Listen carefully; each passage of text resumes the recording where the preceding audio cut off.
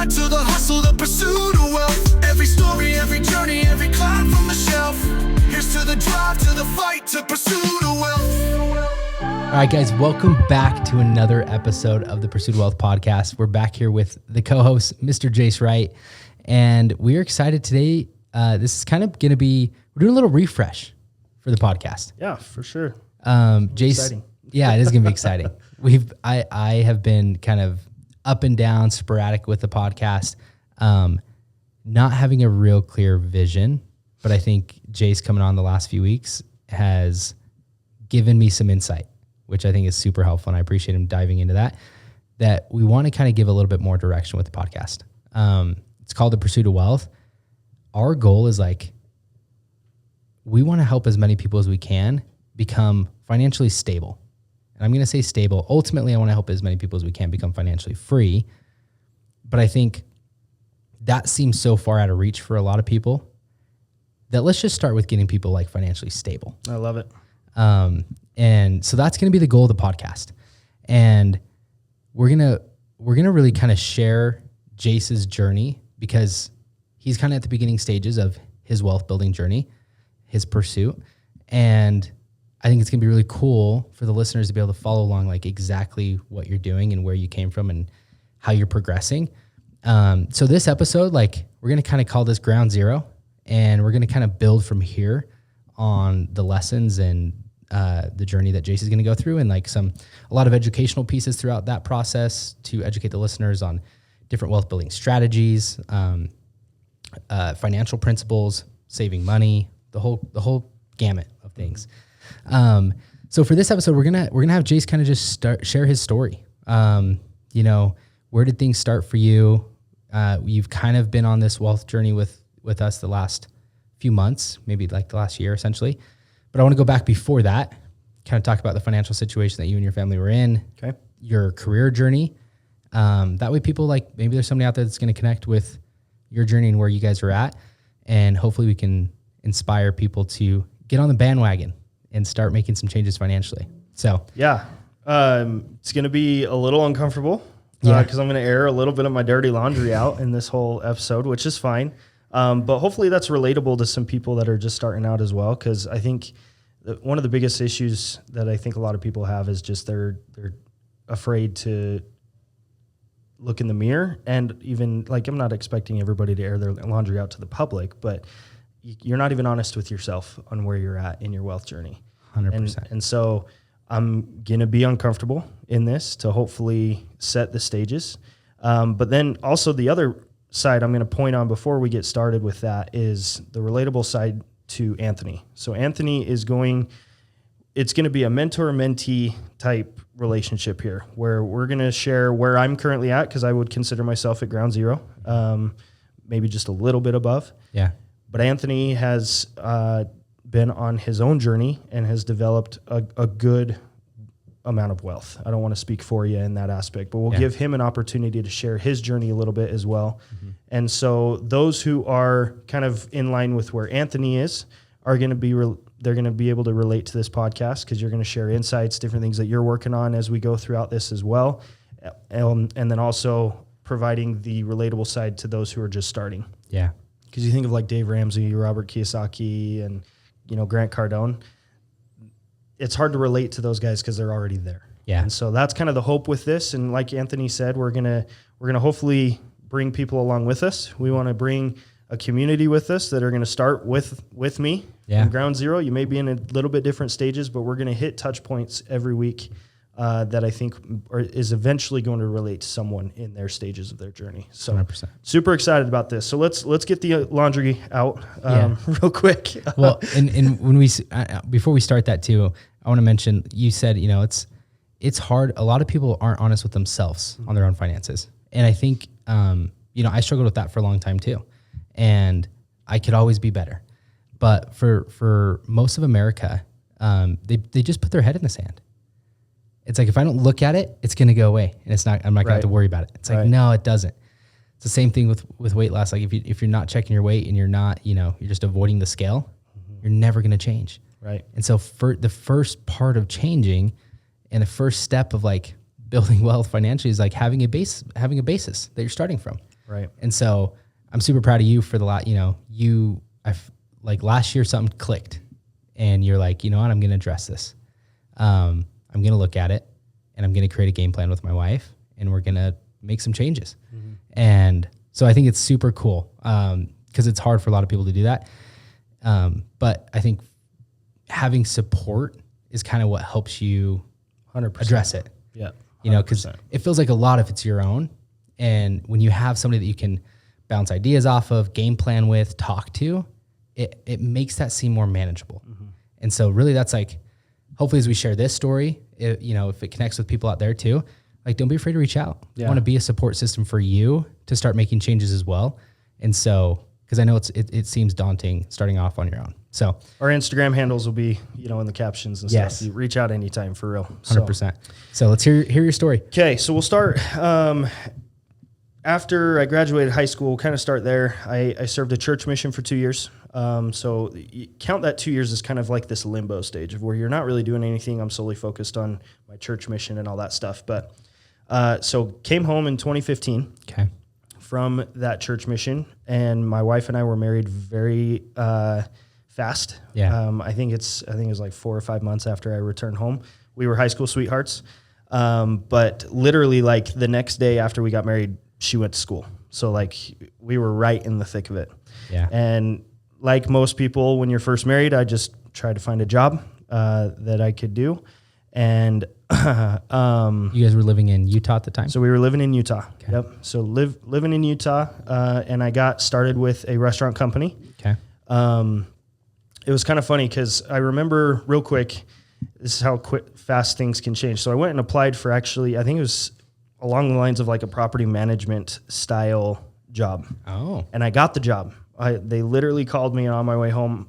I called my wife, said, "Hey, I got the job." And she kind of dropped the bomb on me after I shared that and is like, "I want to move home to Idaho." Oof. And so probably 20 minutes after they said, "Hey, you got the job," I called them back and said, "Hey, thanks, but no thanks." Mm-hmm. And so I Googled, easy turnover jobs that pay well so we could survive until we finally made the choice to move home because we knew that was a couple months away. Yeah. But I didn't want to start this new job, have them go through all the training and stuff just for me to leave. I didn't feel comfortable doing that. So anyways, started with a restaurant chain company. And for the next 5-6 months, I worked there as just a drive-through person. Okay. In that time frame, I found out that they were going to be opening a store here in Idaho Falls. Mm-hmm. And so I was like, okay, sweet. I could just transition, stay with the company there. Later found out that the person that they were hiring to run the store quit and no longer wanted to be it because they were a little delayed on stuff. So me being the ambitious, arrogant kid I was, at 20 years old at this point, went to the CEO and went to the owners of the franchise or the whole company, not just a franchise, like the whole company, and said, "Hey, I want to run that store." And they looked at me and said, "Absolutely not.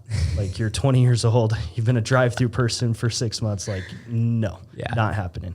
I love that you asked though. Like, it was like, it is arrogance. You call it what you want, but I asked. If you don't ask, the answer is always no. Right. And sometimes when you do ask, it's still no.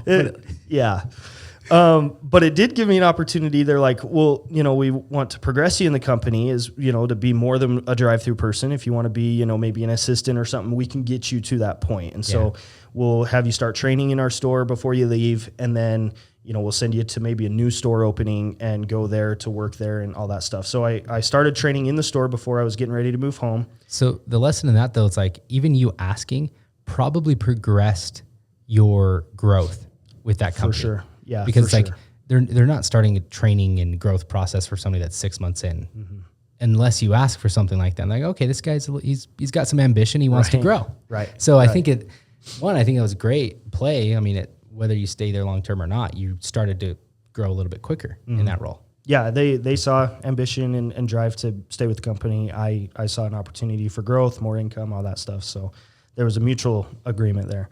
So trained with them, ended up going to Texas for a couple weeks to open up a new store with them in Texas, trained new employees there. So they got a sense of kind of how I ran things. And so they're at the end of that, they're like, "Okay, we're okay if you want to be an assistant." At that time, they had not hired their new GM yet. So I was going to be an assistant to someone who was brand new. And so I continued to progress and work for them, and I stayed working with them, being a trainer. And then it was probably maybe 2 weeks before the store opening. They hired someone and tried to just flash train this person into working. And they're like, Jace, we're going to rely heavily on you to help train this person on site. So now I'm training my boss. So that was kind of a slap in the face. But at the same time, I understood. I'm 20 years old. Again, like they're not going to hire a kid to do this. So they had on-site trainers. They were using me. I was helping. And we kicked off the store, opened it up. And the craziness with opening up a store hit, and you're going 200 million miles an hour and all that stuff. Long story short, she quit a week into it. Mm-hmm. So being the arrogant person I was, went to them again and said, hey, like you basically have no other options. I would love the opportunity for this job. I proved myself. I'd love to take part in it. And lucky enough, they let me do it. And so became the youngest GM in the company by far. I'm going to go back to that initial ask. If you don't have that initial ask and still get the no, you got the no, but you were trained and ready for an opportunity. It's not like you knew, you're okay with not being the manager right off the bat, but you were trained and prepared, and you didn't know that she was going to quit a weekend, but it put you in a place where it's like, oh, Jace, a lot of people could look at situations like this. Oh, you got lucky. It's like, no, you didn't get lucky. Like, if you would have never asked and never trained, you would have never got that opportunity when that opportunity came. Right. It's like, in order to get these lucky moments in life, you have to be prepared for them. And so you were prepared to jump on that opportunity, which I that's a key piece. I think, if you're working for an employee out there or an employer, you're an employee there, like, ask for more. Like, it doesn't always have to be just not ask for more money. Don't just come to your boss and be like, I want a raise. Ask for more responsibility. Ask for ways for you to bring more value to the company. Because the more value you bring, the more money you're going to internally make. Right. Now you're way more valuable because you're an employee that has been trained to open stores and you know everything. Your value to that company is now a lot greater, and they don't have any other option now. Right. So it's like, cool, Jace, you go for it. So, okay, continue. No, you're good. And so, fast forward, ran the store for about 5 years. It was great. Had awesome opportunities. The trick the hard part about food is it's a lot of hours, and even at the GM role, you're capped. And in most situations, there's no equity in the business unless you open up your own franchise. This particular restaurant industry did not franchise. Everything was corporation owned. And so you were an employee to them, and they provided incentives for additional income. But those incentives came as your business did better. Yeah. I was in the top 10 of all, I think there was like 45, 46 locations all across the kind of west area. So they had some stores in Nevada, Colorado, Idaho, big places like Tucson and Phoenix and all of that stuff. Mainly in Utah. They had a lot of stores in Utah. So anyways, the reason I say that is not to flex. It's more so just I was starting to see my cap. I was seeing where, okay, this is what my life is going to look like. And if I'm being 100% transparent, I've never been more depressed in my entire life because of a couple things. And this is where we're going to open up my laundry a little bit, right? So I have a good paying job, provided a salary. Salary is an important aspect here because that is guaranteed money every single week or every other week, whenever you get paid.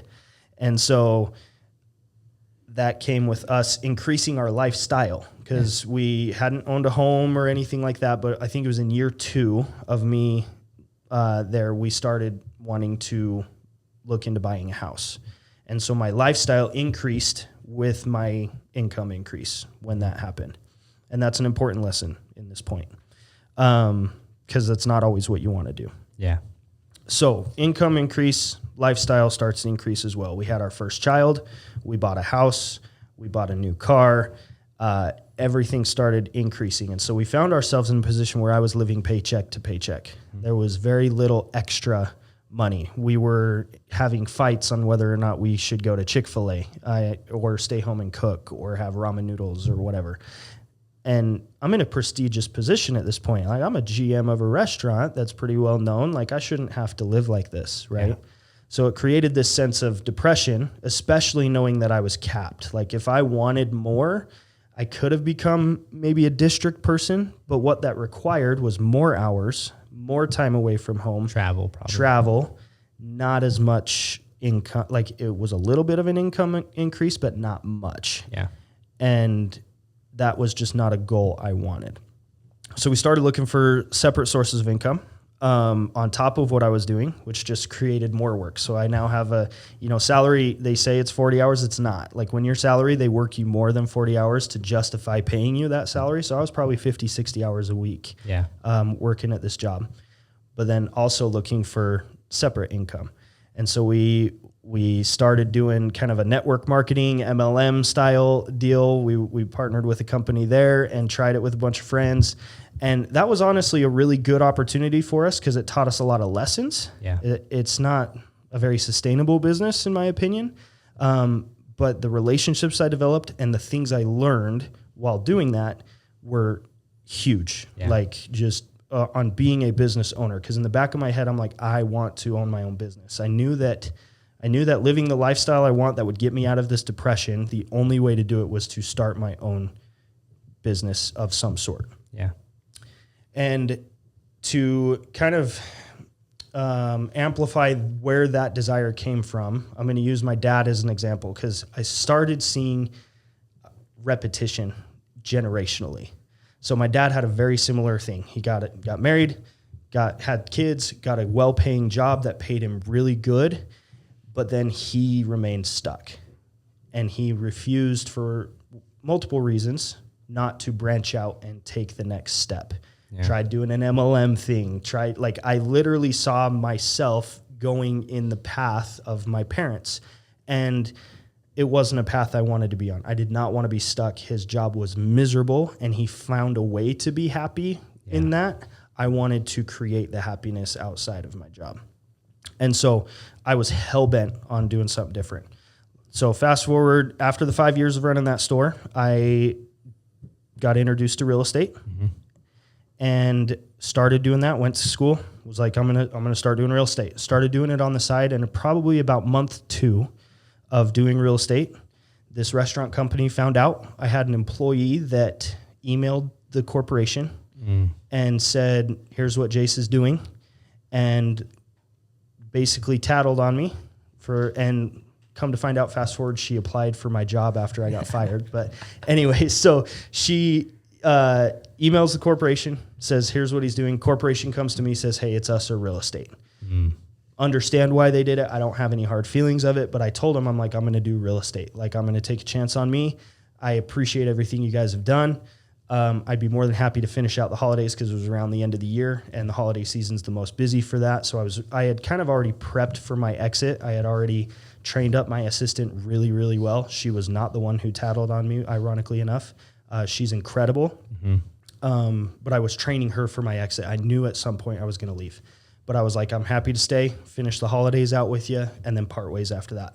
So I knew my time was coming very quickly to an end. We put our house on the market. And after we closed on the house, this was prior to the holidays, my district manager showed up randomly on one day of work, came in and said, you're done. And he's crying, I'm crying. He did not want to have to make that trip. Like it was a very emotional day because it was a surprise for both of us. But they had made the decision that we're just going to be done and move on and all of that. So the day after we sold our house, I was now a full-time real estate agent, whether I liked it or not. Yeah. So the benefit of that is we were kind of able to start from ground zero. I had some equity in my house, so we paid off all our debts, paid off our cars, paid off everything. We actually sold our car to get something lighter. And so we were at ground zero again, starting a brand new business. We lived with my in-laws for a year. And in that time frame, obviously, when you're first starting your business, you don't have income. And so we accumulated a lot of consumer debt just to survive, paying for bills. We have 2 kids at this point now. Our third was on the way. Wow. And so 2 kids, living with my in-laws for a year, accumulated a lot of consumer debt. How did that feel, like mentally, emotionally? That was a really difficult year for me because as a father, as a provider, you obviously want to provide, and I'm living in a basement of my in-laws, right? So I had to get over the fact that to the outside world, I took a step backwards. I just sold my house, my nice cars, my prestigious thing, and now I'm in a basement at my in-laws.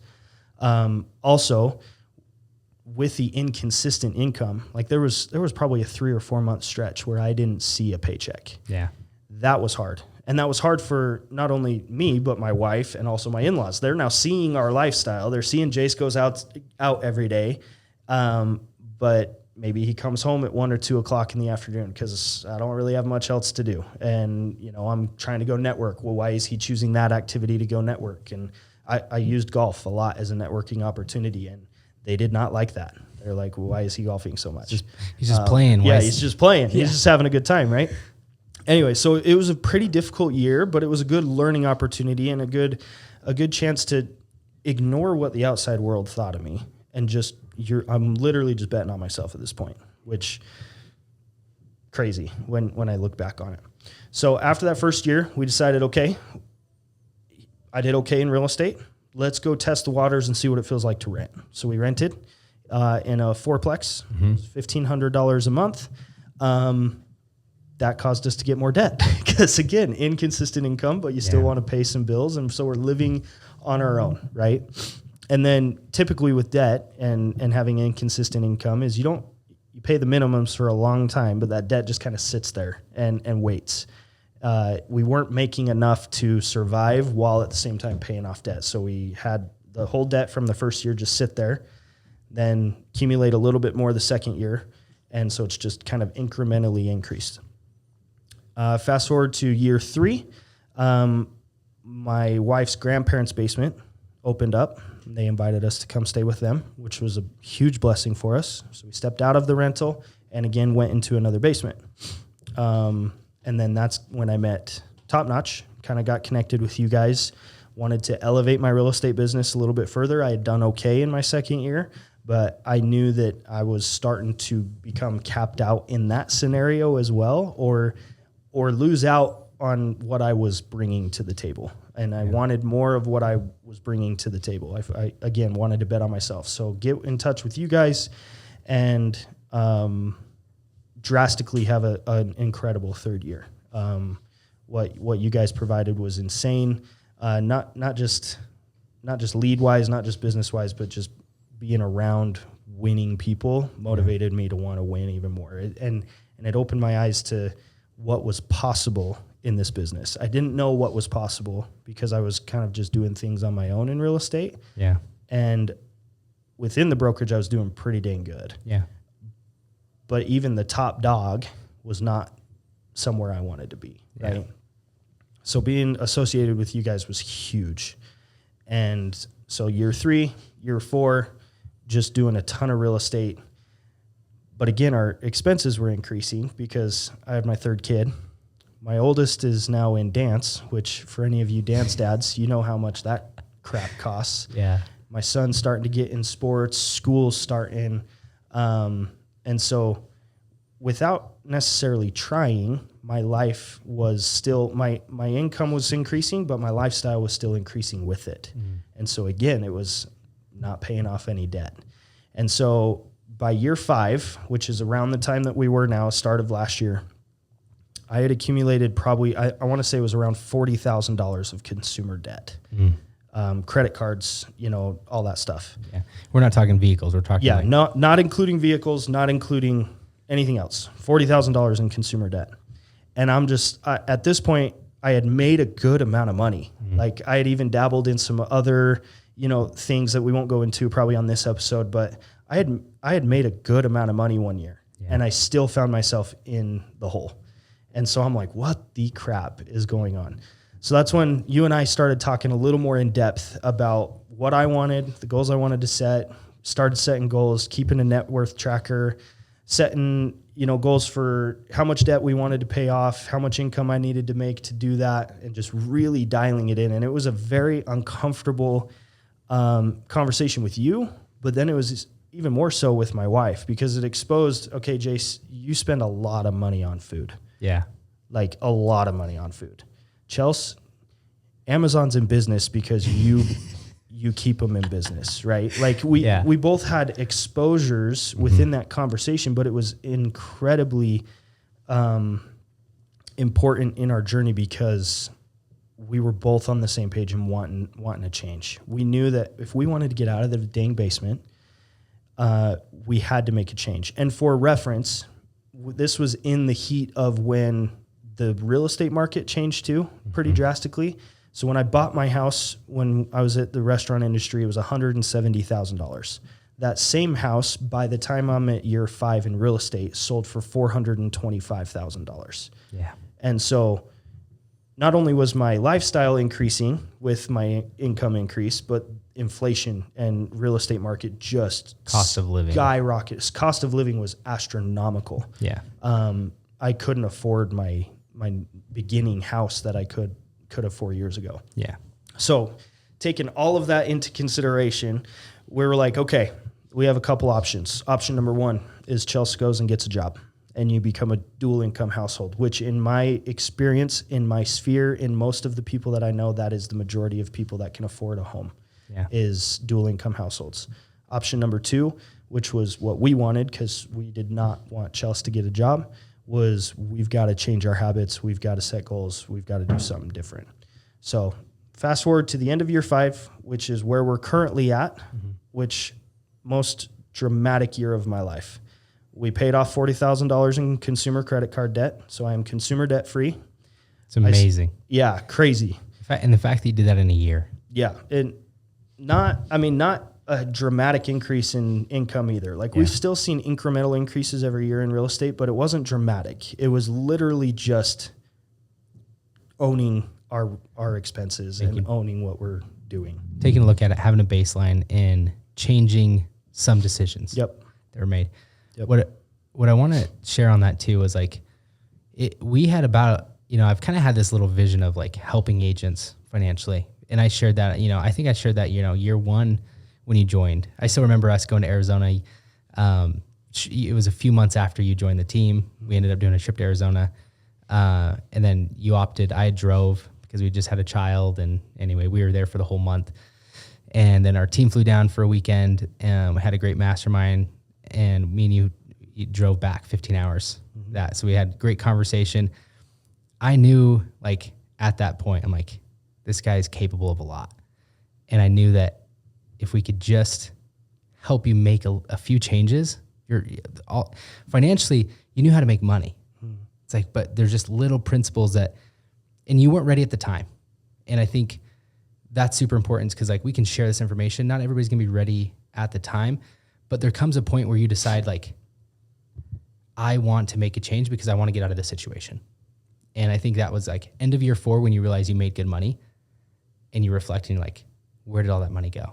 I'm sure everybody's had those moments of, dude, I made killer income this year. And you get to the end of the year and you're like, where did it all go?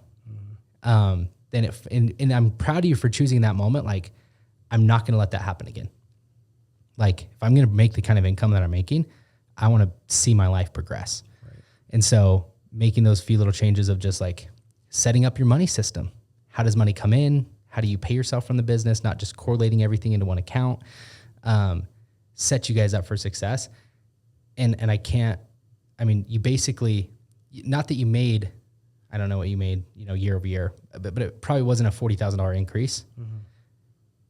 But yet you were still able to pay off $40,000 in debt from just making changes. And your life didn't change too dramatically. No. Lifestyle wise. Yeah. Because it was just little things that needed tweaked. Yeah. So I think that's the powerful thing is like your whole life didn't flip upside down. You didn't, have to change everything. You just made small changes and were able to make a huge dent in your debt. Yeah.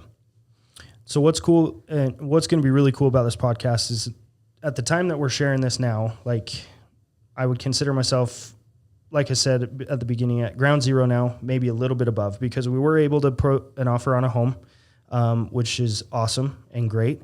But now we're going to enter into territory again where am I going to repeat what I experienced when we went to go rent and be able to and just accumulate debt because now our lifestyle increased with my income. At some point we had to get out of the basement, right? So with the advice of, you guys and people I met with, I felt like I made a responsible choice with the purchase of this house. So I think it was a good purchase. Yeah. Don't go out and just buy anything. Like I literally listened to mentors and all that stuff at that point. But now we're at the point where, okay, debt's cleared, which is awesome. Super grateful for that. But now we've kind of started at ground zero where I don't have any debts, but now we're starting in 2026. Got a house payment. Got a house payment now. Can you sustain that? Because, now it gets real, right? You got to make your house payment every month. And so with the pursuit of wealth goal, it's not just going to be me sharing, okay, I was able to make my house payment this month. The goal is much more than that. And that's kind of where Anthony's going to come in. And whether it's on this episode or a future one, he's going to share his story because he is the mentor in the scenario. Not only have you changed my trajectory so far, you've helped others, and you've got the criteria and you've got the expertise and the rep to show it. So I'm excited for you to be able to share your part in this as well, because the goal with these podcast episodes is now, okay, we're going to use me as the guinea pig starting from ground zero. And how do we get to a point where I can start investing? Yeah. And what steps need to be taken? So to calculate it out, I've got a home with a mortgage. I've got 2 cars with car payments, and that's it. Yeah. A little bit in savings. We'll show a little bit of the net worth tracker next week. Yeah. But that's kind of where we're at. Yeah. And so now it gets to the fun part where I'm coming to you and I'm going to say, help me get to a point where I can start investing. And that is the pursuit of wealth. I love it. And I am beyond jacked for this, because this is what excites me. Like, I was really trying to this year, I was really trying to focus on what lights me up? What do I feel purpose in? What do I, want to be doing on a daily basis? And this kind of stuff lights me up. Like, I want the whole vision of the team. I was thinking about the team, the podcast. It's like, from a team perspective, like, my goal is, how many agents can I help be financially free? And if an agent comes into our sphere, into our network, I want to help them, not just learn how to sell more homes, but actually become financially free and be smart with their money. Same thing with this podcast, people listening. Like, we've already had listeners that have reached out to us that I'm so proud of this kid, Luis, that messaged me. It's probably been 2 years. I got him into his first investment. He had about $50,000 at the time. Mm-hmm. He's done a few hard money loans for us. Been still saving. I just paid back one of his loans last week, and he messaged me and he's like, hey, let me know if you got anything else coming up. I was like, yeah, we've got a few projects, let me know how much you want to loan. And he's up to 90 grand. He's like, I've got 90 grand now, I can invest. I'm like, love that, dude, I'm freaking jacked for you. And so this stuff lights me up. I remember how impactful the first time I had 100 grand in my checking account. That was not 100 grand in my business account that was going to get spent, but true 100 grand that I could use for investing, that I could do something with. And that felt like such a large amount of money at the time. I was like, dude, I kind of made it. This feels incredible. Right. And then obviously you get there and that goes away and you start doing bigger things and having bigger goals. But that initial going from nothing to your first 100,000 saved, that is 0 to 100,000. That's $100,000 or 100 or 1,000x. If you had $1 to 100,000. So it's or 100,000x. You're never going to see that big of growth, because for you to 100,000x 100 grand, it's a lot of money. Mm-hmm. But just going from that initial ground zero to a first 100,000 is going to open your mind and your perspective to what's possible. And I want that for so many people. And it gives you, then you start having some freedom. Mm-hmm. You don't have to do as many things. You can start making some smarter choices. Your back's not up against the wall. You've created a little bit of space for you and your family. And then that just becomes greater and greater. The more wealth you can build, the more space you have, the more freedom you have, the more clarity on decisions you can make. You're not forced to do a lot of things. And so that's what I want to help as many people get to that point as possible. So I think in our next episode, I'm on daddy duty today. So I got to go pick up my daughter from preschool. But so I'll share my story in the next episode.